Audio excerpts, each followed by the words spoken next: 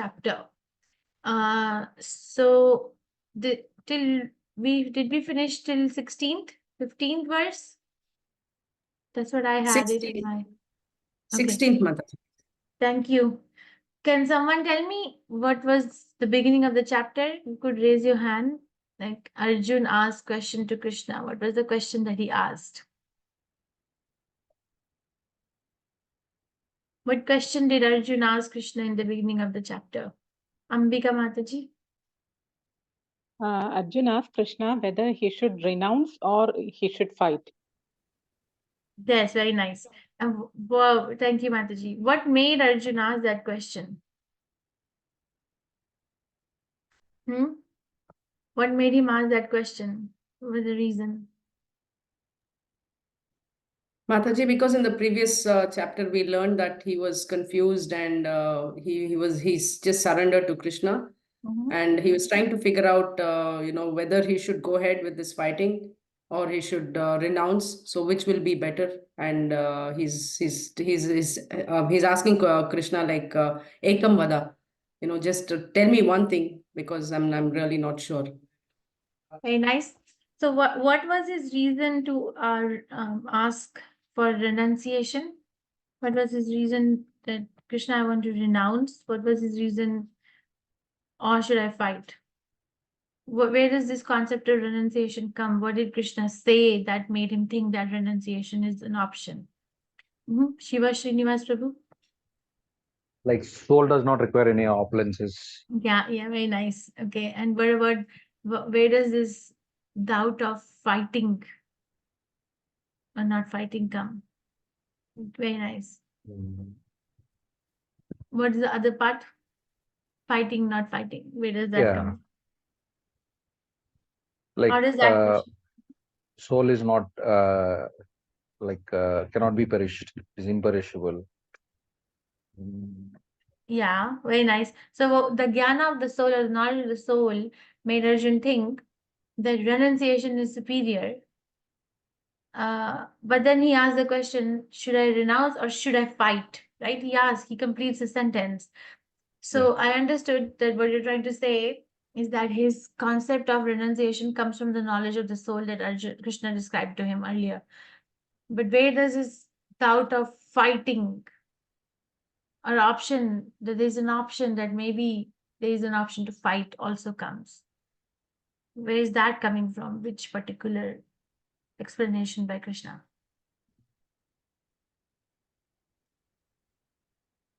Yes, anyone then help your classmate, help tell me. We have to proceed ahead. Hare Krishna Mataji. Yes, that's in the last chapter, Krishna said that by using buddhi or intelligence, he should avoid all abominable activities. So Arjuna was confused because he thought jnana means to renounce. So he thought both jnana and working are not the same, and so it can't be done together. And working at the same time cannot be done together. Oh, very nice. So he took it as Krishna consciousness is something which is inertia. Yeah, I think you hit this part. Thank you. Yeah, so what she's trying to say is that Krishna eventually says that Sulbhamapyasa dharmasya trayate mahato bhayat, by executing the devotional service, one is actually saved. It's not that one commits a sinful activity, but one is actually saved from the biggest fear, right? Or actually surpasses the biggest fear, which is to lose human form of life without becoming Krishna conscious. So there Krishna says that fight, and then he becomes confused. So far, how has Krishna addressed, Arjun becomes confused, I'm sorry. So far, what point has Krishna given? I go to the summary of the chapter tab. What point has Krishna given so far in the chapter? What have we studied?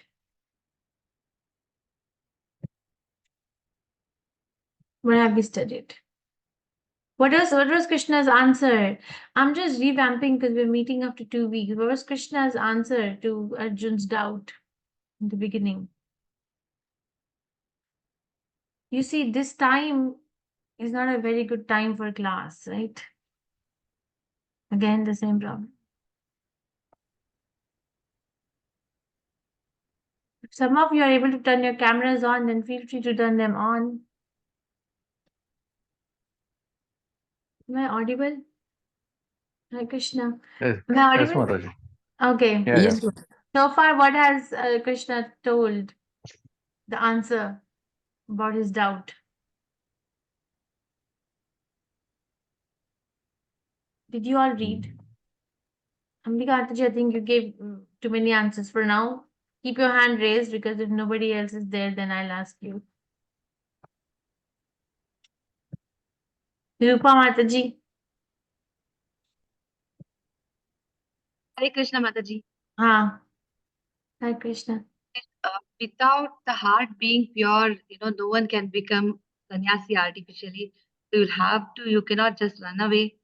So just, it's your duty to do your prescribed duties. Yes. So yeah. Yeah.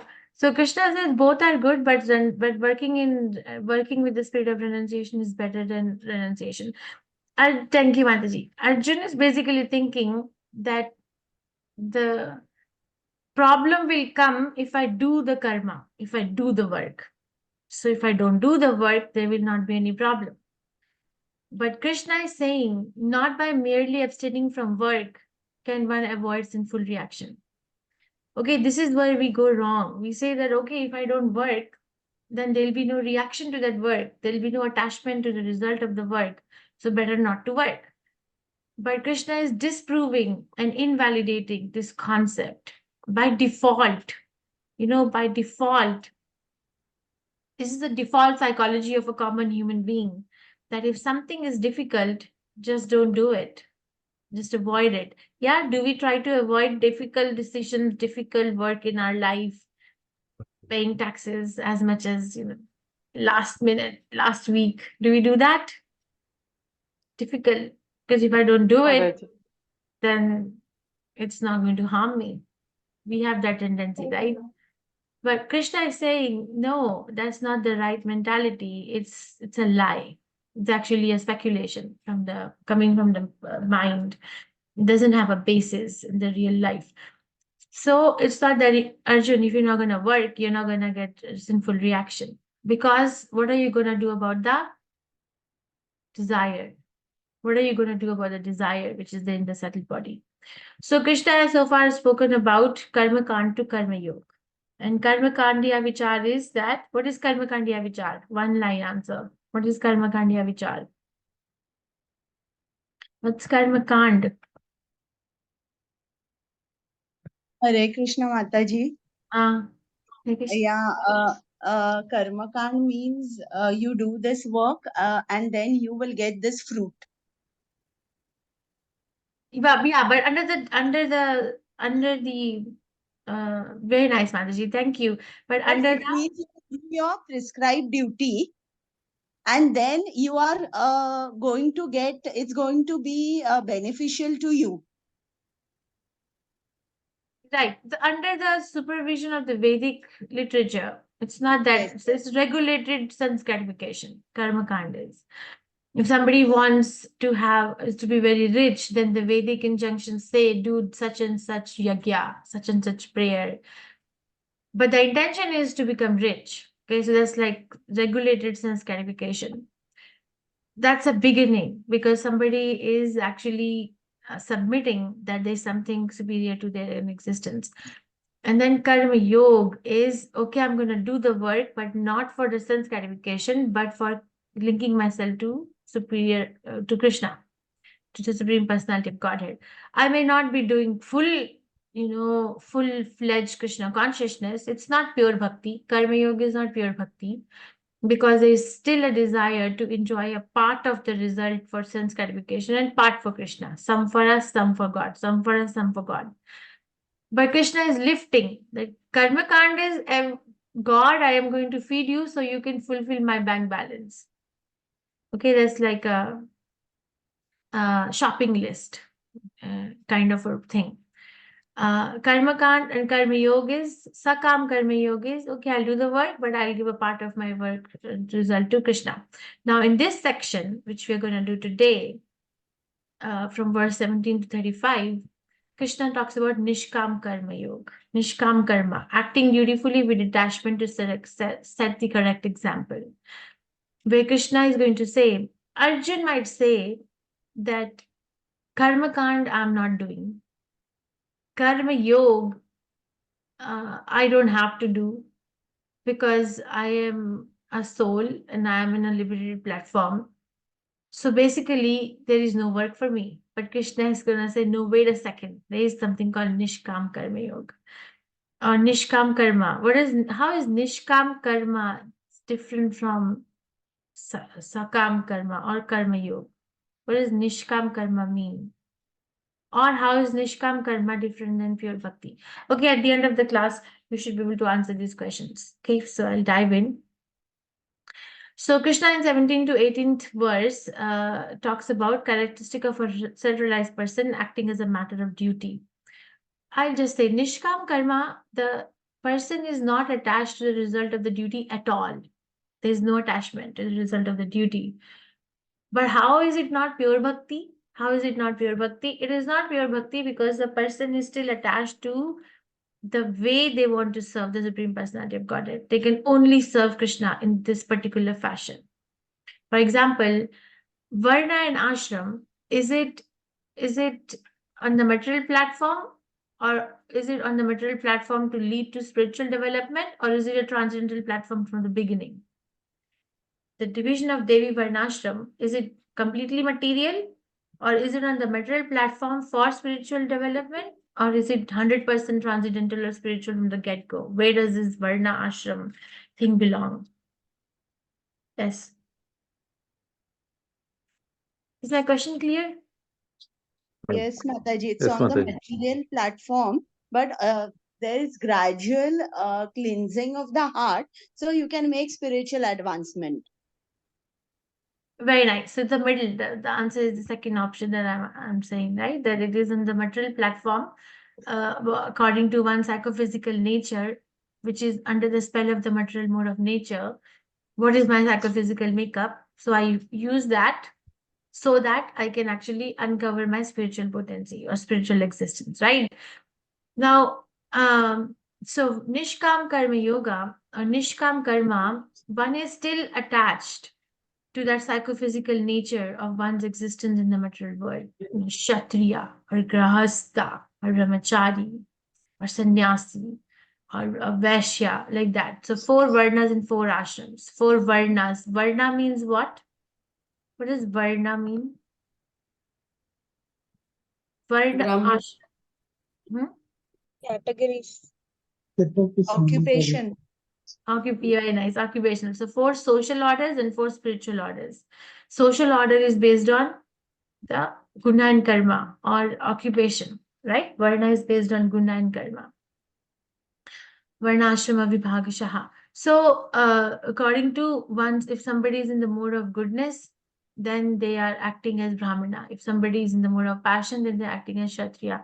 Somebody is in the mixture of passion and ignorance, then that's a Vaishya. If somebody is in the mode of ignorance, then that's a Shudra, right? And then there are corresponding 4 spiritual orders, which are Brahmachari, Grahastha, Vanaprastha, and Sannyas. So person is still very attached to that designation. Okay, so that's how it is different than pure bhakti. Because in pure bhakti, one is not recognizing oneself as a part of the matter at all, at any level, in any existence. Understood? You should be able to answer this question. Yo, this class doesn't talk to me. I'll go on. Yes, Mataji, we understood. Okay. Thank you. So 17 to 18 verse. Did you all read and come? I'll do till 35 today and then I'll finish the chapter tomorrow. Yes, You Mataji. You read it. Is there anybody who did not read? Anybody who did not read and come?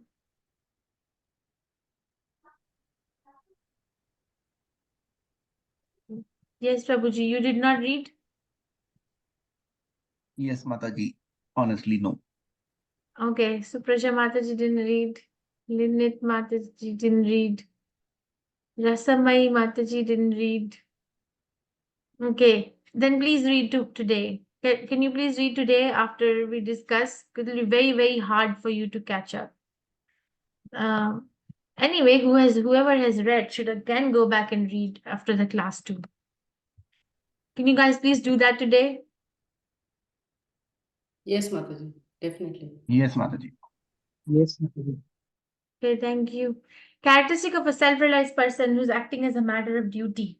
Okay, so one who's taking pleasure in the self. Verse number 17 describes that. By acting in Krishna consciousness, one gets freed from all sins. So there is no need to perform any other yajna to clean one's sins. All sins. You have read Nectar of Devotion, right? There are so many sins which are staying as a dormant in the dormant stage, or so many sins which are going to be coming, which are already like almost fructified. So many sins which are completely fructified, for which we are suffering right now. So, but Krishna consciousness is the only process by which all these sinful reactions or sinful activities are eradicated. Everything. But there is no other need to do anything else. It is the eternal constitutional position. But what happens when somebody becomes very clear in their heart? One can actually see themselves as part and parcel of Krishna. And the duties to be performed are directed by the Lord. So no need to follow Vedic injunctions. Right, this is the verse 18 or 17. Verse 17 says, but for one who takes pleasure in the self, his human life is one of the self-realization, and who is satisfied in the self only, fully satiated, for him there is no duty. Only that person has no duty and not interested in material activities. But Krishna is saying, a self-realized man has no purpose to fulfill in the discharge of his prescribed duty, nor has he any reason not to perform such work, nor has he any reason to depend on anyone else for their duty. So this is the definition of a self-realized person. Okay, you should be able to recite this verse or quote this verse for ourself or for preaching purposes, that what is really a self-realized person, who is satisfied in the act of Krishna consciousness, who has fully realized his own relationship in conjunction with the Supreme Personality of Godhead, being freed from all sinful activities. That person has no reason not to perform his duty, not dependent on, or does not depend on either living entities or demigods for performing their duty. So that is the position of a Krishna conscious person. But how do we get there? How do we get there? Do we get there by giving up the activities from the beginning itself, or do we get there by performing the activities and getting purified and then giving up the activities? How do we get there? How do we Performing get the there? activities and get purified. Very nice. Mataji, So gradually we can be purified. Mataji, instantly we cannot do. It will take times to be purified, so stage by stage. Because we have some anartha functions that we have to purify. very nice. Thank you. Yes. So Krishna consciousness, people say that we have to give up, but actually, what are we giving up? Krishna is encouraging in every verse, work, work, work, perform your duty, perform your duty, perform your duty. And he's giving different reasons from material existence, from spiritual existence, then why one has to perform one duty. As a matter of duty, without attachment to fruit or work, without attachment to fruits or work, attain the supreme. So without being attached to the fruits of activity, one should act as a matter of duty, for by working without attachment, one attains the supreme. He's again encouraging Arjun to work, or he's encouraging each one of us to work. Acting as a matter of duty without being attached to fruits, result is to attain the Supreme Personality of Godhead. Under proper guidance, one has to work, not because of the fanaticism, and acting as a matter of duty attains perfection. No need to perform Vedic ritual, which are done for purification of impast activities done due to sense gratification. Act only on behalf of Krishna, no attachment to results, engages in all kinds of activities, but is completely unattached. That's a karma. No reaction to good or evil work. That's the only way one can actually become immune to the result of one's a reaction to the work, not by not working. Are you understanding the argument Arjun put forth? That in Hindi there is a saying, I think I said this in the last class too, na rahega baans, na bajegi bansuri. Neither will there be a bamboo, nor will the flute be made. So basically what he's saying, Arjun is saying, I'll not work, there'll be no reaction to work because there's no work. But Krishna is saying, no, that's not right. That's not right. It's not that you're not going to work and there'll be no reaction to work. Because first of all, for us being here right now in this material body is a result of some action. We may not be able to see what action, which lifetime, but it is a result of some action. And when the body is formed, it is going to be impacted by the time factor with the 3 modes of material nature. Yeah, it is going to go through the 6 changes, right? You can't check it at all, no matter how advanced one becomes. So there is going to be misery. And then if the body is miserable, for a non-Krishna conscious person, or sometimes even for devotees, the subtle body also suffers. Right? Can you, if you're hungry, are you in the best of your moods? You're hungry and you're able to function perfectly well. Yeah, are you in the best of your performance level when you're hungry? No. Oh, Is your no, Mataji. concentration amazing? Is your concentration very amazing when you're hungry? Never. Not at all, Mataji. So basically what I'm trying to say is that for most of us, if there is a problem in the gross body, it affects the subtle body also. Okay, it's not that I'm not going to work with the gross body, that I'm not going to have any desire and nothing.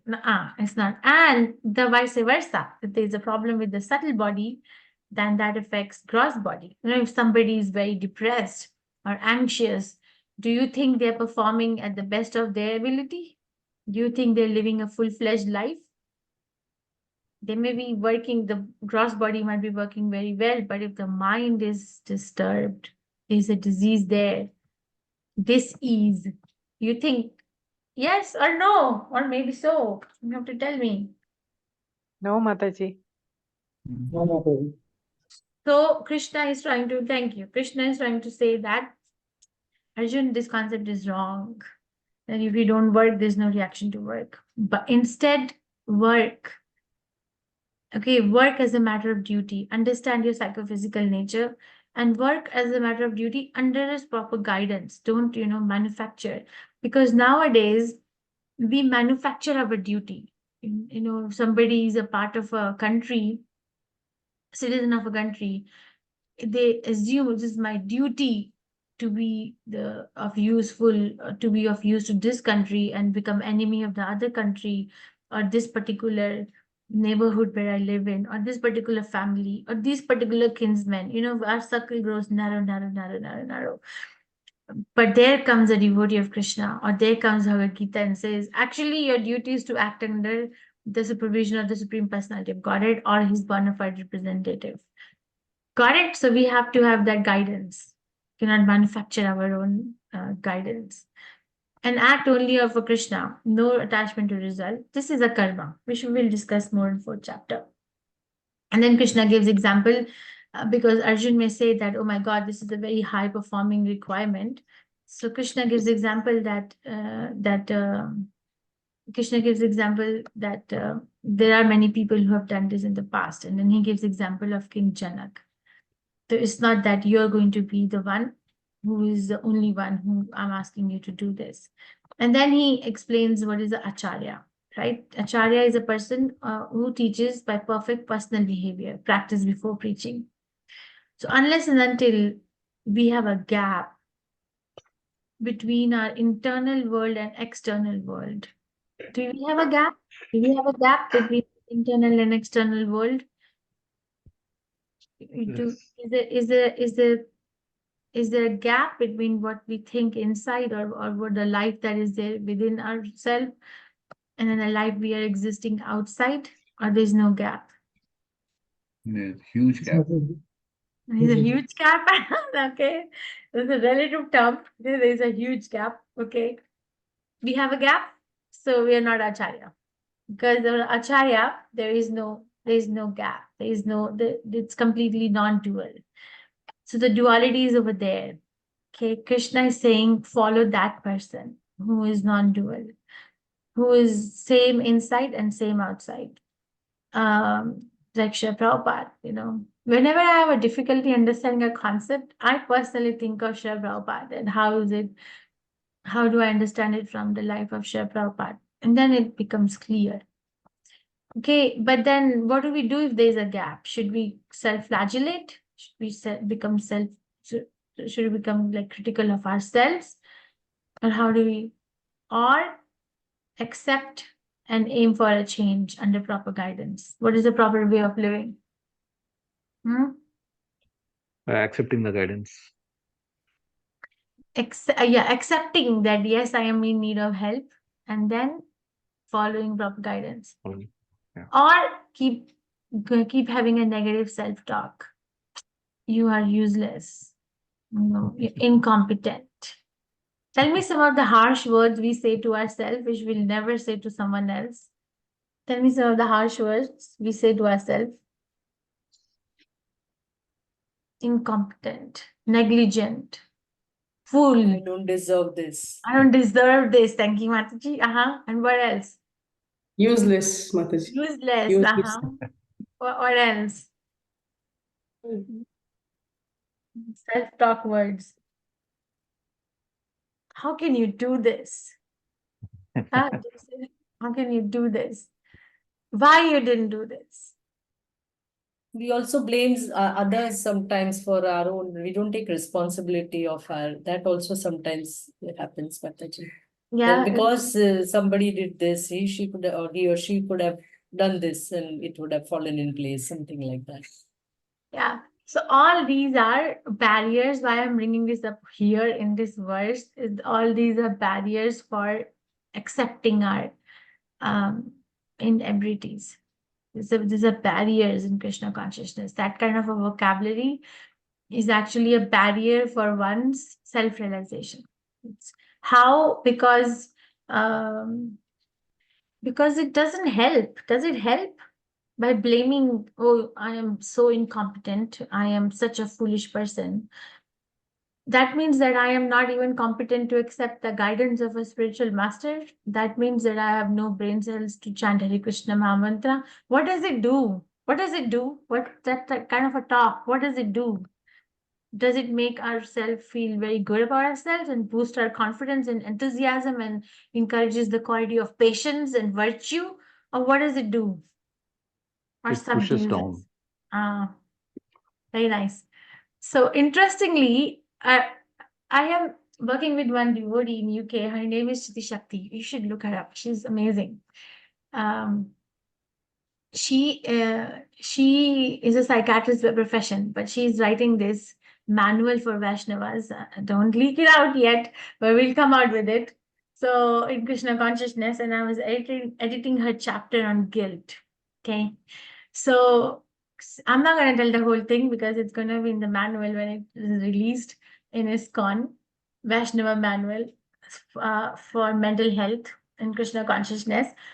So she's writing, and I was reading the chapter and editing the guilt. Okay, so she says there is no place in Prabhupada's books where guilt is like, there's an example, Krishna is putting a devotee on guilt. What does the guilt mean? It is important, that's why I'm discussing this here. What does guilt mean? What is the meaning of the word guilt? I have done some blunder and I punish myself for that. Very nice. Yeah, so there's a sense of doing something wrong is guilt, right? It's a feeling, it's a sense of doing something wrong. So there is no place in the scriptures that we actually hear that Krishna has put, or the acharyas have put somebody in some guilt or sense of doing something wrong. Even in Bhagavad Gita, have we come across so far anywhere that Krishna is telling Arjun that you're wrong? Is he using the word language wrong or right? Has he used the words like that? Arjun, you're No, wrong. Mataji. I am right. Does he say like this? No, no. Is He he when we chastised Arjun, right? chastisement is not putting one in guilt, right? I can chastise that. Did you read the chapter before coming or not? Since I did not. So okay, so oh my goodness, get out of the class. That's guilt. Says, okay, if you didn't read, can you please read now? So understand the concept behind it. So he's going to chastise Arjun because Krishna is Arjun's guru, and that's what guru does, to seek attention of a disciple. But what I'm trying to say is, and then she was writing that the closest that we come to the concept of guilt in the Shastras, or somebody feeling or having a sense of guilt, is in 10th canto Srimad Bhagavatam, when Kans recognizes, after killing seven sons of his sister Devaki, that he has done wrong. So then he goes and apologizes to Vasudev and Devaki. Right? There's a chapter like that. Rupa Mataji, she's expert in Krishna book. She's been teaching Krishna book for like, I think 4 years now. Read maybe 10 times by now. Yes, Rupa Mataji. Not so many times, Mataji. That chapter is there, where Kansa goes and apologizes to Vasudev and Devaki. Krishna Mataji, can you repeat the question, Mataji? I'm saying that chapter is there where Kansa goes and apologizes to Vasudev and Devaki about killing their children unnecessarily. Ah, yes, Mataji. So I hear him also. yeah, yes. So that's the closest where Kansa is feeling guilty of doing some, like, sense of doing something wrong. But other than that, we don't actually have anything like that. So if we actually want to become Krishna conscious, then our self-talk or our self-reflection has to be through the eyes or filter of the Shastras. That yes, I am wrong. Yes, my existence itself here is a part because I forgot Krishna. Now what to do? I want to go back. Like, how many of you want to go back to Krishna? How many of you want to be of help to Srila Prabhupada? How many of you? Okay. All of us. Yes, Mataji. All All of of us. us. Definitely. All of us, Mataji. So how can we be of service to Srila Prabhupada if we are not recognizing our potential properly? So Krishna wants us to recognize the potential properly. This is what I get from Krishna, from Bhagavad Gita. Okay, he's telling Arjun, your potential to fight, and I'm giving you an ability to win as well. So recognize that kind of a practice is not going to help. So practice before preaching. That are you trying to build that gap which is there inside your life, inside internal world and an external world? Are you trying to bridge it by the eyes of the Shastras or not? So follow the scriptures and then become the natural leaders. Not just be a head of a department or a head of a company or whatever. Be a spiritual head. Not just be a mother or a father. Be a spiritual mother or father. Not just be a teacher. Be a spiritual teacher. Okay, and then we are actually following the injunction of the Shastras. Okay, so how a self-realized soul works, this is very interesting, that so far by now Krishna has established that working is better than not working. Or actually not working is not even an option. Is there anybody here who is not convinced yet? Or are we still sitting with this mind voice or noise of the mind? If I don't work, I will not have any reaction. Na bachega, what is it? Na rahega baans, na bajegi. बांस ना बजेगी बांसुरी. Or are we convinced that not working is not an option? Where are you? Jaldi, I want to go ahead. Mataji, inaction is not an option at all. It is Okay, itself a sin. So next time when you go to preach Krishna consciousness and the person says, not for me, this is the job for a retired life, then what are you going to say? Who heard Bhagavad Gita?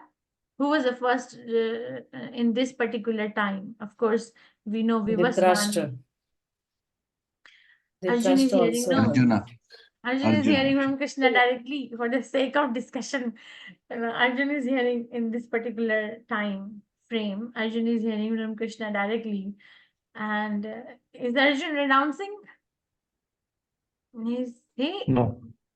Not in the literal sense. He's going to renounce his Vigata Jwara, his lethargy, but he's not going to renounce his action. So then how can you say that this is only after we get retired? How can you say that? Okay, you should be able to, preach like that with like a powerful personality. So how a self-realized person works with detachment from the fruits or result of work as a matter of duty to please Krishna. What is the benefit of such a work? It attains to supreme. And why self-realized person works? Because self-realized person may be just sitting and not doing anything to set an example for general mass of people. And who is the example? King Janak is example. Lord Krishna himself is an example. Okay, so how it works? What is the benefit of the work? And why a self-realized soul works? These three questions are solved between verse 19 and 21. This is how you study for Bhakti Shastri. So Krishna also performed the duties. Krishna says, you see, you're saying that you're not going to work, but I'm also working. But Krishna says, why is he working? He's explaining. Imagine we say God is all, he has nothing to do, natad with us, what is that? What is that verse in the Brahma Samhita? He has nothing to do, but here is Krishna is saying that I'm also performing my prescribed duties. Why? Why is he doing? Krishna says there is no prescribed work for me in three planetary system. Neither is Krishna in want of anything, nor Krishna in need of anything. See, there's a difference in want and need.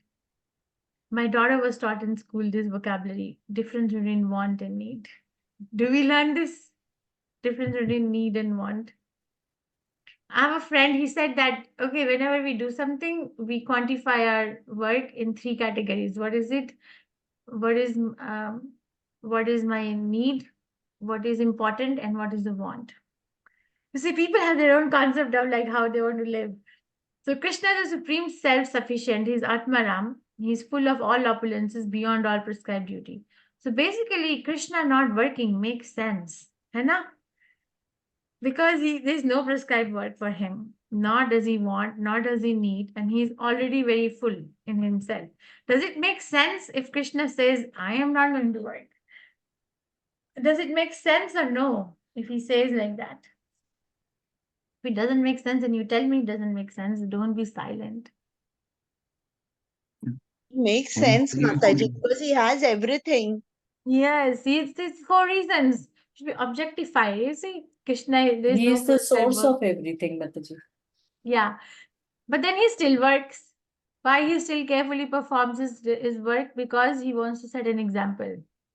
And then to keep social tranquility for spiritual progress, for progress in spiritual life, and to establish the conduct of religion. By his example, he's doing so many things. Like I had a god brother, Janki Das. He said when he was a young boy, he said he was giving class to us one time. He said, I was a young boy. There was this kitchen in the temple in their house where everybody was there. And he said, I would ask my mother, why are we worshipping? Why are you worshipping here? Why are you worshipping? Why are you worshipping? He said, one day I got very critical and I, started pulling at the pallu, the sari of my mom, and said, you have to tell me today, why are we worshipping? Why are you doing this? Why are you doing this puja, that puja? Why? He said, my mom got so frustrated. She turned around and said, because your grandmother asked me to. So we get like, okay, why are we doing all these things? Because somebody else had set an example for us to do it. So it is so important that we set an example. Actually, we learn mostly not in the classroom setting, but by example. And Prabhupada knows this. That's why he kept moving, setting example. Now, the other part of the argument can be, what if Krishna didn't work? What if Krishna didn't do it? Then Krishna knows that. Krishna said, if I didn't do it, then all world will be put to ruination because they will follow Krishna's path. And then Varna Shankara will be formed.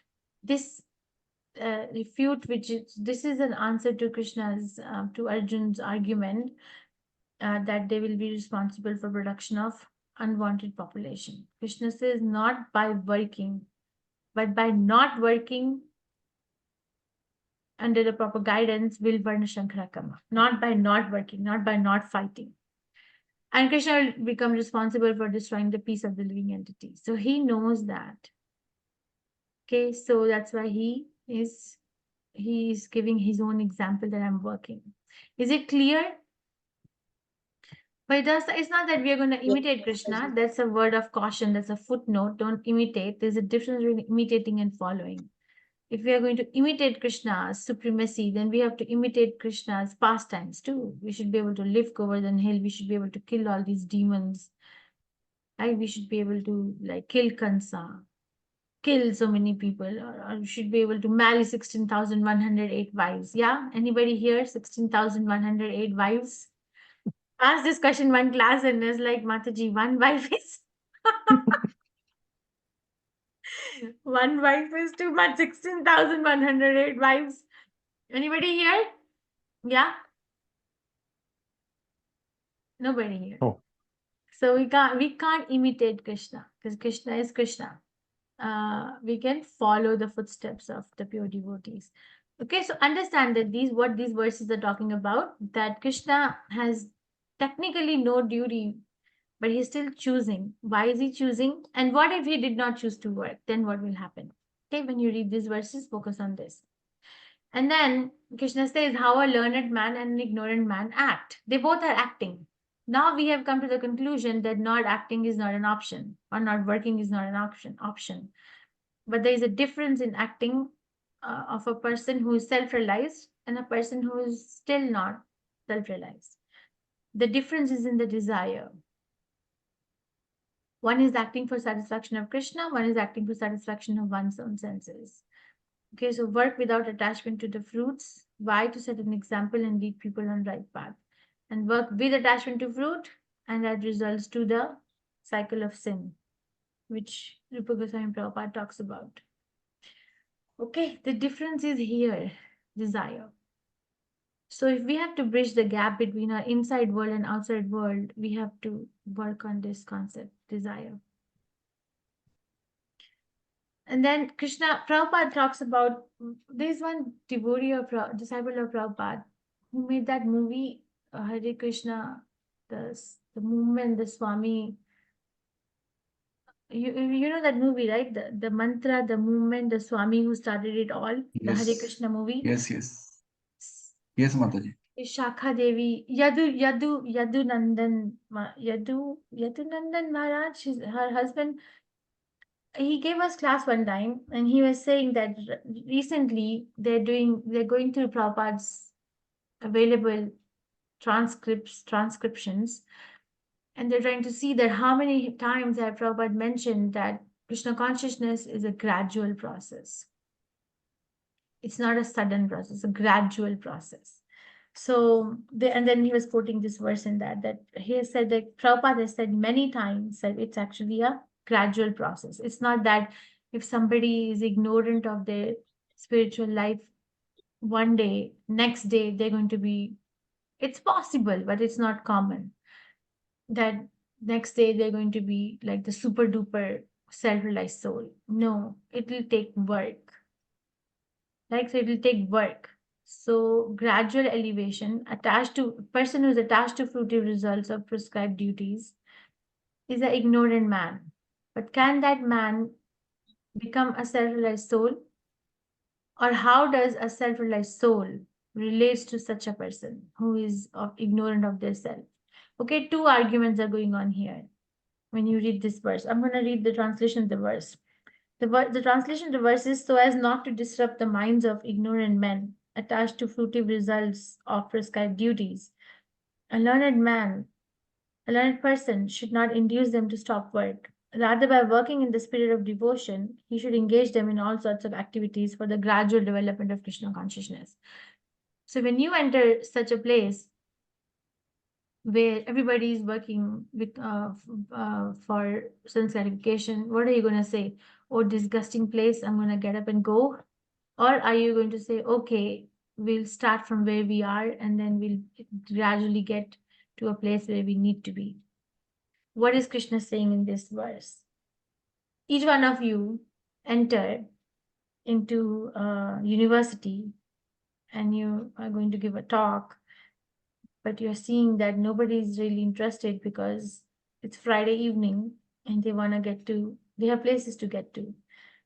So what are you going to say? Oh, this is a disgusting place. I'm going to just get up and go. Or I'm going to say, okay, can you just give me half an hour and then you can carry on with whatever you have to carry on with. What will you do? It was half an hour. Okay, we're going to do, Mother, okay. Mother, Huh? will take half an hour. Yeah. Will take half an hour. Yes.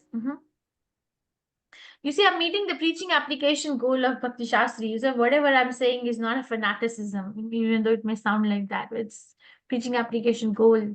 I want to know by your participation in this class, what are you actually understanding? It's okay not to understand, but it's not okay to not to say. Okay, so a self-realized person, according to Krishna, should not disturb their understanding or activity, but actually act by showing how results of all activities can be dedicated to service of Krishna. Need not, even a self-realized soul need not follow Vedic rituals. By Krishna consciousness, one derives same results following the prescribed duties mentioned in the Vedas. Okay, everyone, all the Vedas, Vedesha Sarver Ahameva Vedya. The end, the beginning, the middle, and the end of all the Vedas is to actually understand the Supreme Personality of Godhead. And that makes one self-realized. Not just by reciting the Vedas, by reading the Vedas, by preaching the Vedas, does one become self-realized. No. By understanding the beginning, middle, and end is actually meant for understanding Krishna. Okay, so you understood the progression. So far what we have said. So far we studied. What did we study so far?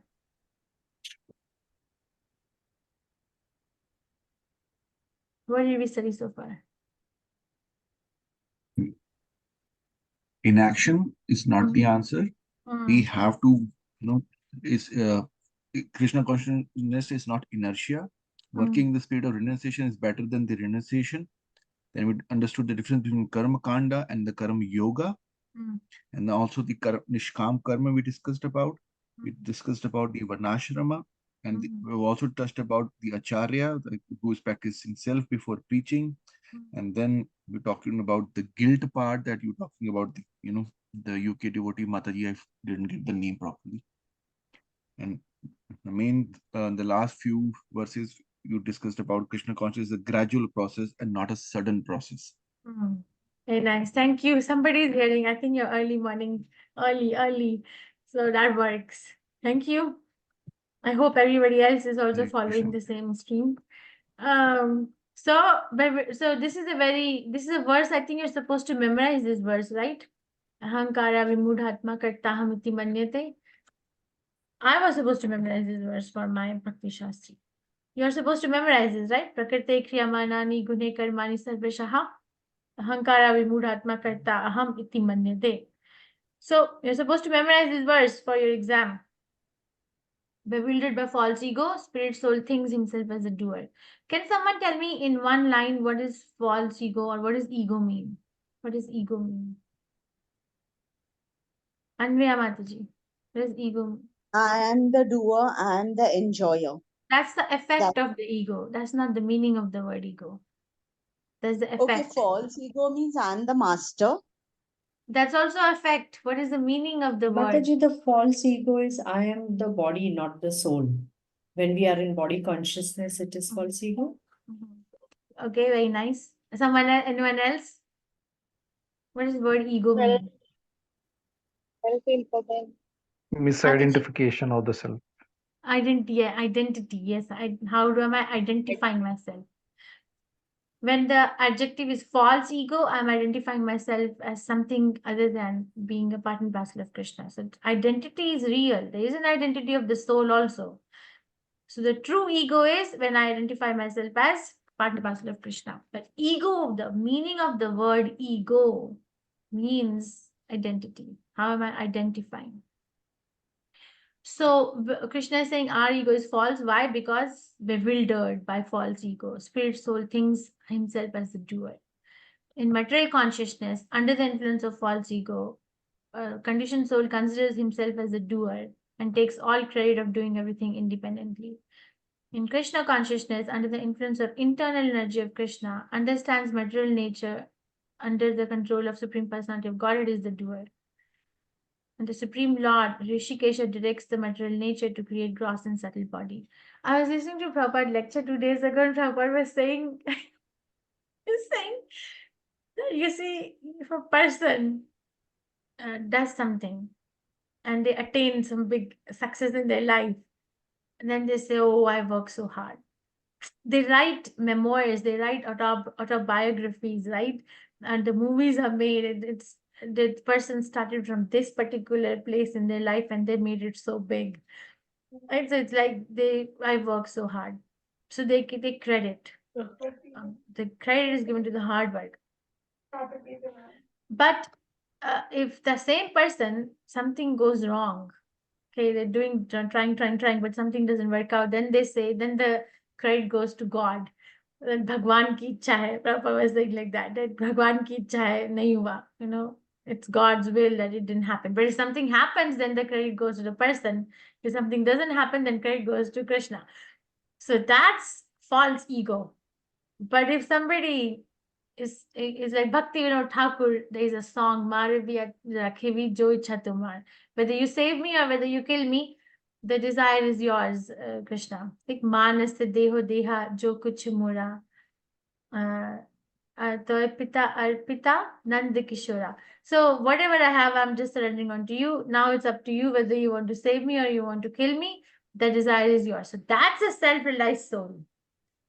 But a person who is bewildered by false ego, who's thinking, I am the doer, I am the achiever, that person thinks like what I described first. Bewildered by false ego.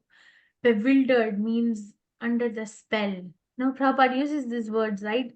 Clutches of material nature, clutches of Maya, and as if they're like clutches and somebody has grabbed us, or bewildered, or spell. Prabhupada uses words like this, right? When you read, do you come across such vocabulary in Prabhupada books or no? Yes, Yes, no? yes. Yes, Mother. That's like, it's like action words. These are action words. You're bewildered. You're under the spell.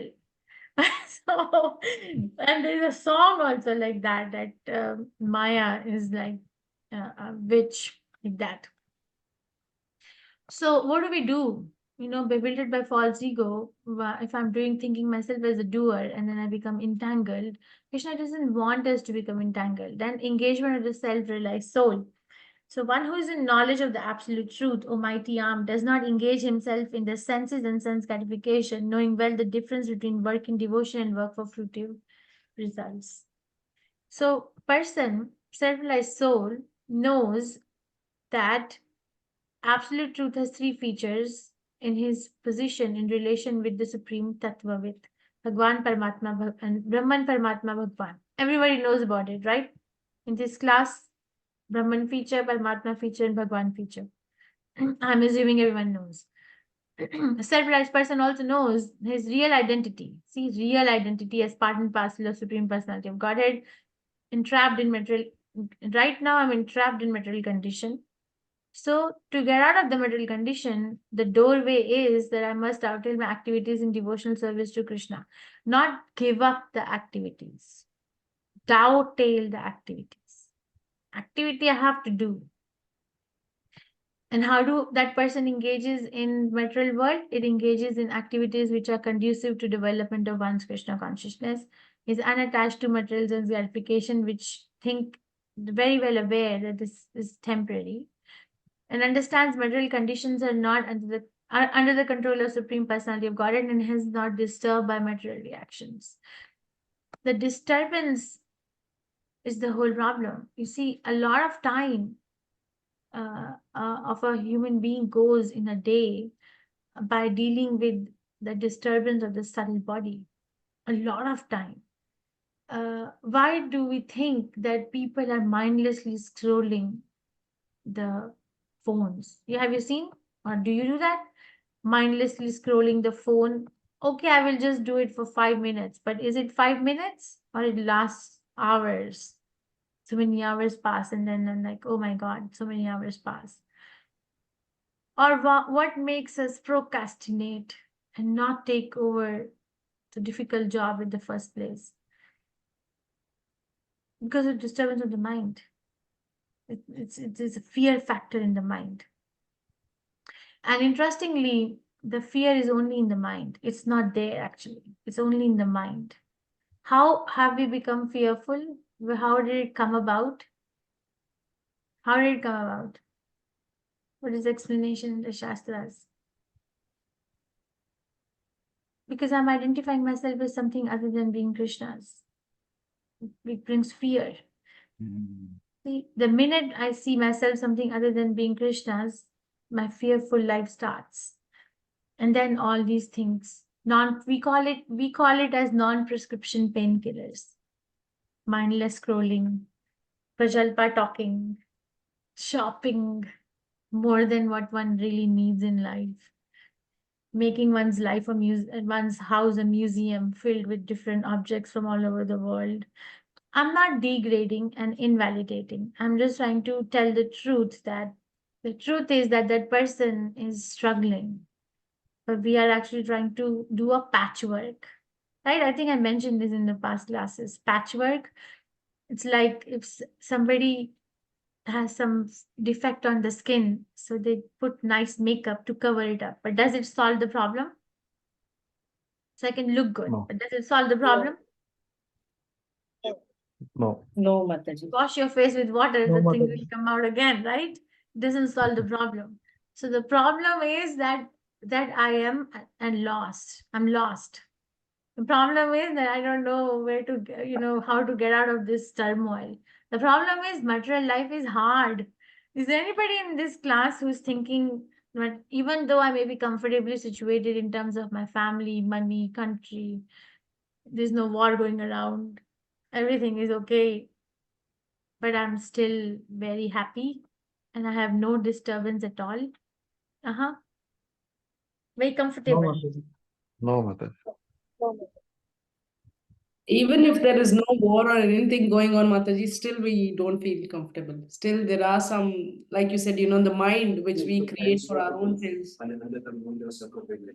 We all have our own internal Kurukshetras on, Mataji. Very nice. Thank you. You see, we understand the reason. So we're doing patchwork because we are very busy doing patchwork, that what looks good.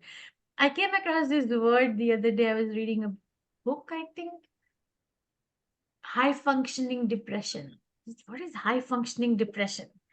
So high functioning depression, they're explaining that person is actually completely, gone from inside, but is somehow or other able to perform well and be recognized for their work at professional level or even in the family. But if the person sits with themselves, they are completely lost, doesn't know where they are. There's so much anxiety in the heart. There's a fear of missing out so many things, but there's high functioning. And the sleep is disturbed, appetite is disturbed, the relationship or the calmness of the mind is disturbed. There's so many health issues coming, but person is performing good. So this is like a new corporate world term on high functioning depression. Why? Because we're doing patchwork, we're not doing the right work. Prabhupada said, I really like this lecture, Prabhupada, that a materialistic, when they see another person progressing, I think it was in New York, sounds like it was in New York when he was giving the talk, that big skyscrapers, it becomes an object of envy for other people. Like big skyscrapers, that, oh, this person is so rich, they have such big assets and everything. But Prabhupada said a Vaishnava knows that how unhappy this person is. Vaishnava knows that this person has built such a big skyscraper, but they're so unhappy that they actually go on the top of the skyscraper and they jump from there to commit suicide. They're so unhappy. So if we are going to look for happiness outside, then we are doing patchwork. The reality is going to come one day or the other. But if we are actually working on our real self, which is part and parcel of Krishna, then these assets will also come. Okay, so attached worker or detached worker.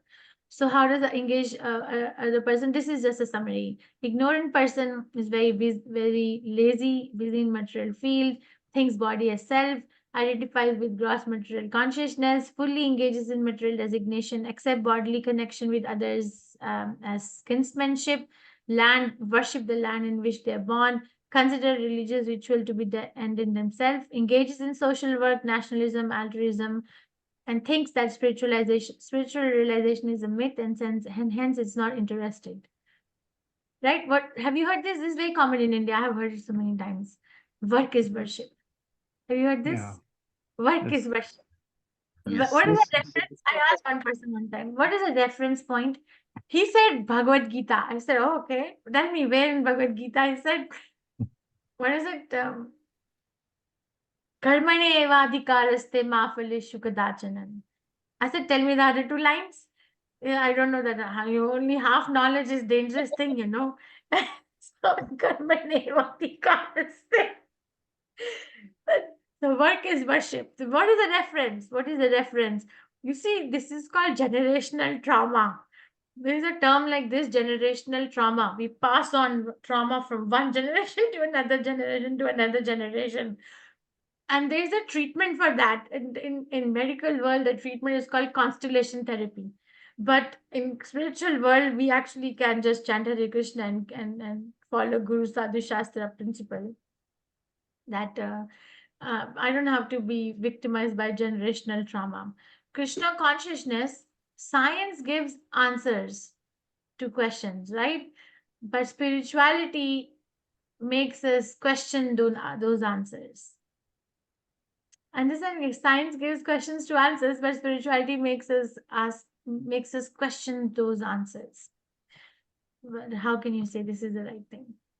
Okay, but a person who's spiritually realized does not agitate a person who's in material consciousness, performs one's spiritual duties very silently, engage them in moral duties like non-violence, and similarly materially benevolent work. And devotees are kind, they take all risk. Krishna says don't preach to a person who's not interested. But Prabhupada says devotees are more kind than Krishna, and they take all kinds of risk out of compassion for conditioned soul and engage ignorant man in Krishna consciousness. Yes, this is what it takes to serve Prabhupada. Taking a risk, getting out. Actually, not taking a risk is also a risk. And taking a risk is also a risk. This particular verse, number 30, Prabhupada begins the purport by saying this is the purpose of Bhagavad Gita. What is the purpose of Bhagavad Gita? Surrendering our work to Krishna, working with full knowledge of Krishna without desire for profit, no claim of proprietorship, free from lethargy, fight. Are you tired? Tired? Concentration? No. Fine. It's morning 6 o'clock. It's 1 hour has gone. Okay, I'll finish these two verses and then we can take questions. Okay, so the result of acting or not acting according to Lord's injunctions. If one is acting according to Krishna consciousness, decided, now this person has come far off, okay? This person has decided that inaction is not an option. Action is the only option. And then this person is saying that okay, I'm going to now have a choice whether I want to act for material, like sense gratification, or I want to act on behalf of Krishna and satisfy Krishna's senses. Then we are contemplating and discussing that what is the result of acting for sense gratification and what is the result of acting for Krishna's gratification. Then in the meantime, Krishna also gave his example that why is it important for him to act, even though there is no work prescribed for him. And what if he doesn't act, what happens? All right, now here in this particular verse, he's again reinforcing that if somebody is acting, result of acting or not acting according to Lord's injunction, now this person has now decided to work, for example, let's say, act for Krishna. So how to follow, how to act with faith and without envy. What does envy mean? At least the old students, Andrea Mataji, Rupa Mataji, what does envy mean? Like what you have, but I don't like the fact that you have it. Very nice. Yeah. So yeah, I learned this definition from my spiritual master. He said, envy means I like what you have, but I don't like the fact that you have it. And then the other day we were discussing jealousy. Jealousy means that I like what I have, but I'm fearful that you'll take it away from me. That's jealousy. And envy is projected on someone else. So with faith, and what kind of a faith? Nishtha, like firm faith. Right? What are the 9 stages of bhakti? Shraddha. What are they? Shraddha, Sadhu Sangha. Sadhu Sangha, Shraddha, Sadhu Sangha, Bhajana Kriya, Anartha Nivritti, Nishtha, Ruchi, Asakti, Bhava, and Prema. So you see, after Anartha Nivritti comes Nishtha. So it's not that one is going to have the firm faith from the beginning. That's why there's a gap between faith and firm faith. So follow with faith, Shraddha, that's faith, is the first stage of bhakti. But then come to the stage of Nishtha. Why do we have to come to the stage of Nishtha? Why can't we just stay at Shraddha? Because Nishtha is the surety of success. Okay. And if one doesn't become Nishtha, one doesn't cultivate Nishtha, then there is no benefit. The person never gets liberated.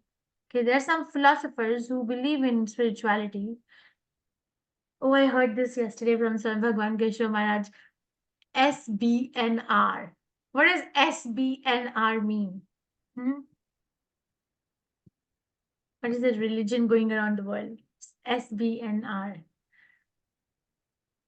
Am I the only person who's pro in this class? The only person.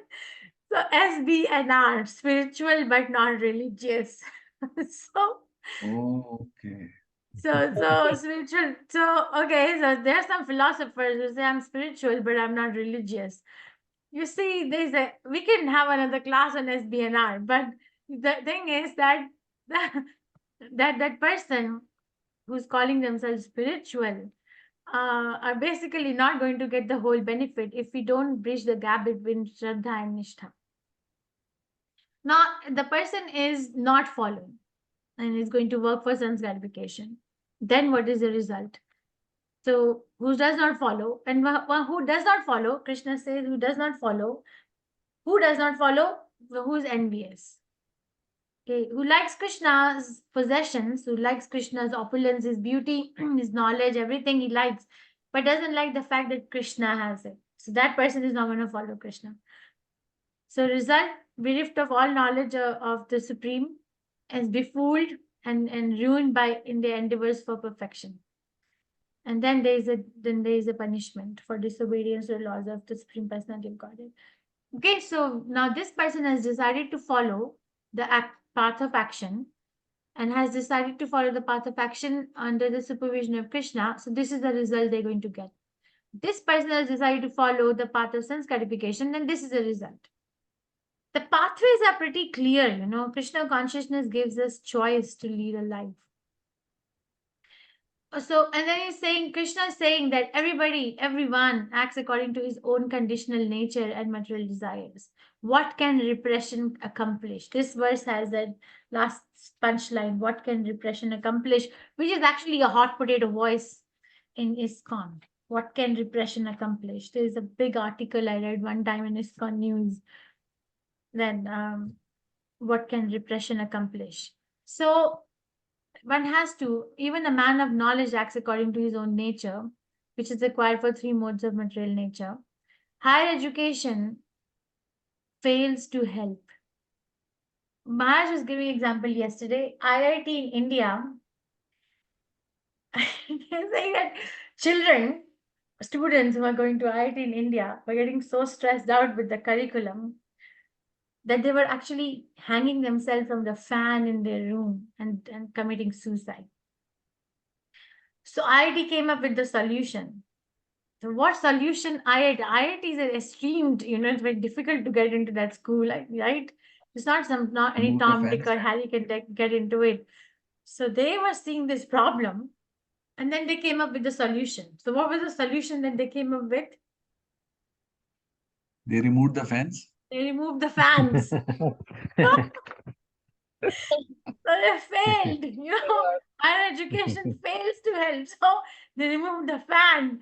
So basically, but Krishna, the solution is not a material problem, cannot have a material solution. Incompatible. Is material problem has to have a spiritual solution. Chiti Shakti, I'm friends with her, right? So she sits on the board for National Health Services in UK, the Board of Psychiatry, where she's one of the chairpersons who integrates spirituality in psychiatry. I asked her, how do you do it? Give me an example. So this is an example I'll share with you. Say, okay, most of the people who come with the problem don't recognize that there is a problem in them. She said in her career, the problem is with someone else or something else. And usually the person that's causing the problem that they think is a problem is a very close person. So there's this girl who gets overtly sensitive, and that causes her to go into erratic mood spells when her father or her mother or her siblings, this is a young girl, right? Sibling says something to her. Overtly erratic behavior and sensitive, and can't go to college, can't function, gets into the cycle of depression just because somebody has said something like that. So it's okay, so what do you do? Said, okay, we try to teach that, you see, the reason what makes you overtly sensitive, very like extremely sensitive, and then throws you into this erratic area of mind game where you yourself are unable to function, is because you are identifying yourself in this particular role too much. The role of being a daughter or a sister or a friend is so important to you. And if that role is invalidated or devalued by the people that you're playing this role for, then that throws you off. So I was like, you got it. My goodness, I was completely head over heels for her. Aren't you? If you meet a doctor like that who is integrating spirituality in psychiatry and says this is your problem? So the solution is, you have to find a gray zone. Okay, I am a daughter, but I'm a daughter only for this much particular, role. Not like this is the aim of my life.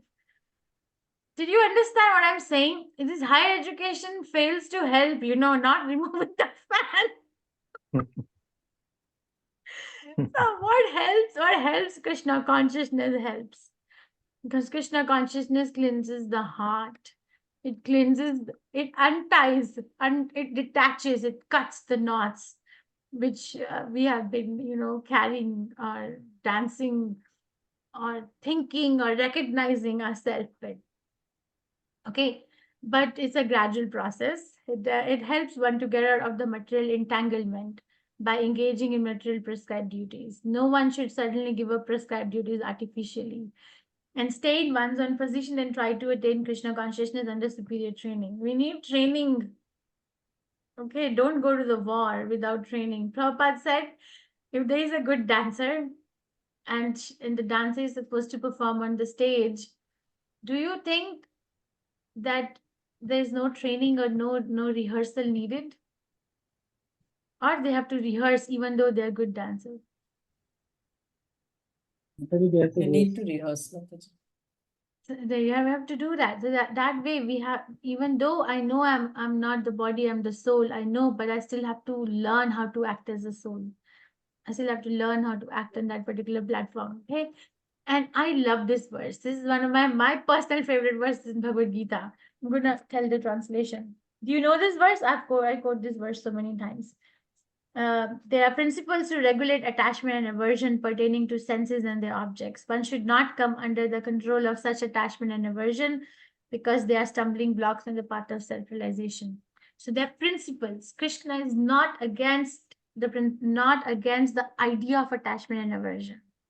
He's not saying don't get attached, because attachment is the result of all miseries of life. So don't get attached. Actually, detachment is another side of an attachment. So person who says I'm detached is actually attached to the idea of being detached. Are you understanding? Is somebody, you come Yes. across Yes, Mataji. somebody. Yes. Yes, mother. But Krishna is bringing a midway. He's saying there are principles. Okay, there are principles which regulate our attachment and aversions in this material world. Don't come under the control of attachment and aversion by just developing artificial detachment. Why? Because they're stumbling blocks. You know what's a stumbling block? Let's say you're walking on a hike. You're like hiking or trekking a mountain, and stumbling blocks. Do you come across those blocks which like you have to go up on them and then come down on them and then come up on them, come down on them? The road can be smooth, no, the path can be smooth, but then there's blocks up and down, up and down. So basically they slow us down. Unregulated attachments and unregulated aversions are going to slow us down on the path of self-realization. Okay, so unrestricted sense enjoyment is the cause of material engagement. How to get out? Never come under the control of attachment and aversion, which are stumbling blocks. Attachment to senses and object of senses, and aversion from Krishna consciousness. How do we, get rid of the attachment to senses and sense of object of senses? Not by becoming detached, but by becoming attached to something higher. How do we come out from aversion to Krishna consciousness? Avoid detachment from Krishna consciousness in any stage of life, any stage. Which I personally feel, and you tell me what is your take in it? If somebody is engaged according to their own, that's why Varnashram is so important. Psychophysical nature in service to Krishna, they are unlikely to give up. People who have stayed long enough in Krishna consciousness have stayed long enough because they're able to find what is their niche in Krishna consciousness. What is it that they really like?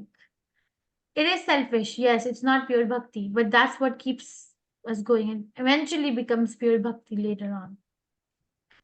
Understand? If somebody is good in administration, and then you tell that person, you go and plow the field, will that person be very happy? Yeah? No. No, Mataji. Somebody has Brahminical, Patan, Yajan inclination, and you tell them, go and manage the finances of the temple. Will they be happy? No. No, Mataji. Not in the beginning, because we are still in the world, recognizing ourselves as being a body and subtle and gross. Not in the beginning. One can do it in emergency, but not for long enough. So if you really want to know the secret of staying long enough in Krishna consciousness, you need to find your own niche. What is it that you can offer? Okay, what are you good at? And don't say I'm not good at anything, then that's kind of a disrespect to the Supreme Personality of Godhead, because Krishna has given ability in everyone. Doesn't Krishna say in 10th chapter when he's explaining his vibhutis, his opulences, that I'm an ability in a man? He says like that, right? Yes. So if you say you have no ability, then actually you are contradicting Krishna's statement. Be clear in consciousness. Don't have fake humility. Be clear in consciousness. Yes, I have this ability, and why am I not going to give it to Krishna? Let me do it. Okay, that's humility, not by saying I don't have. That's not humility. Okay, so following the rules of the revealed scriptures, as long as material body is there, necessities of material bodies are allowed under some rules in scriptures. Sense gratification under regulation might also lead one to go astray. So, okay, I'm going to only eat Krishna Prasadam. Very nice regulation. But I'm going to eat unlimited amount of Krishna Prasadam at any time. And I'm going to have like a bucket full of sweets every day because it's offered to Krishna every day. That also is not a good thing. And what is the analogy that Prabhupada gives in this particular verse? The analogy that there may be accidents even on the royal roads. Okay. And this is the last verse. The purpose of performing the prescribed duty is everyone has to cleanse heart by gradual development of Krishna consciousness, and understanding the purpose of Krishna consciousness is actually to transcend the modes, not just stay in the mode. We play with the mode, so that the effect is minimized, and then we leave it. Right? This is how a good doctor treats the patient. Put the patient on the medication, not to keep them on the medication for so long, but until the other things take effect. For example, if somebody is on antidepressants, will a good doctor want to keep their patient on antidepressants for lifelong, or will they tell the person that you have to find out other natural ways to deal with your mood enhancement? Exercise, yoga, chant Hare Krishna. And unless and until those things take effect, take the medication. Once those things are getting effect, then we are going to taper your medication. Is that a better doctor, or say, okay, here you go, take a pill and chill for the rest of your life? Which one is better?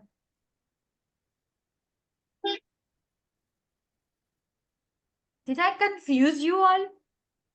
No, no. No, Mataji. Why are you not telling me which one is better?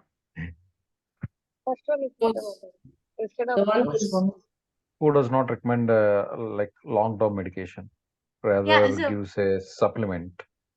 yes, Like yes. yeah.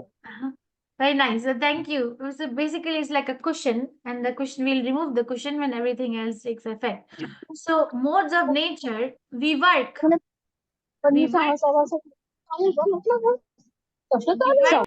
We work with the modes of nature.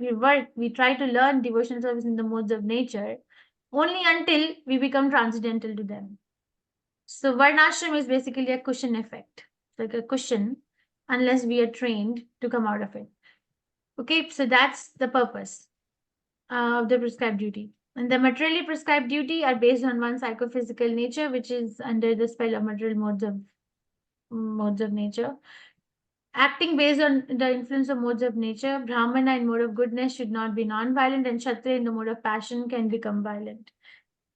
Spiritual duties are duties ordered by spiritual master, acting based on the direction of spiritual master for spiritual progress. And once one has made a spiritual progress, then one can act as Kshatriya, can act as a Brahmana, Brahmana can act as a Kshatriya. Prabhupada gives example of Vishwamitra, who was a Kshatriya but acted as a Brahmana. Parshuram, who was a Brahmana but acted as a Kshatriya. Those duties can be interchanged. Okay. Okay, we finish here. So today we finished this second last section of this particular chapter, where Krishna is already convinced Arjun that you work, and now he is saying he's gradually bringing up the yoga ladder from karma kand to karma yoga to nishkam karma. And then we discuss different elements. And tomorrow we finish the chapter. Any questions, reflections, realizations, and corrections? I'm going to be sharing one open-ended essay question today. It is pretty self-explanatory.